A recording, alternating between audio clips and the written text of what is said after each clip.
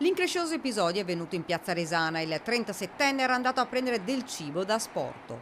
È un signore su una macchina che era già lì ferma mentre fumava la sigaretta. Appena sono sceso dalla mia mi ha subito detto in dialetto veneto: ah, non ti serve che te metti a mascherina, tanto tu sei negro, non ti ciappi il virus. Non prova rancore, solo tanta tristezza per un fatto che non ha nemmeno bisogno di commenti. È stato insultato per il colore della pelle, offese che lo hanno spiazzato, ma lui a questo signore risponde così. Intanto lo perdonerei sicuramente, lo perdonerei perché purtroppo non voglio vivere con il rancore. Anche nel 2009 avevo perdonato le persone che dopo ho saputo chi erano, che mi avevano fatto quei fatti. Li perdonerei, gli direi di cambiare mentalità, perché ormai ci sono i motivi per cambiare, ormai siamo un po' tutti aperti di mentalità e dobbiamo iniziare a essere un po' più liberi di pensiero, ma non possiamo additare le persone con termini dispregiativi in questo modo qua, assolutamente glielo direi. Luis Campagnaro, 37 anni, assistente sociosanitario e ambasciatore di Padova, capitale del volontariato 2020. Il mio lavoro è fare l'operatore sociosanitario, mi occupo di anziani e disabili in questo momento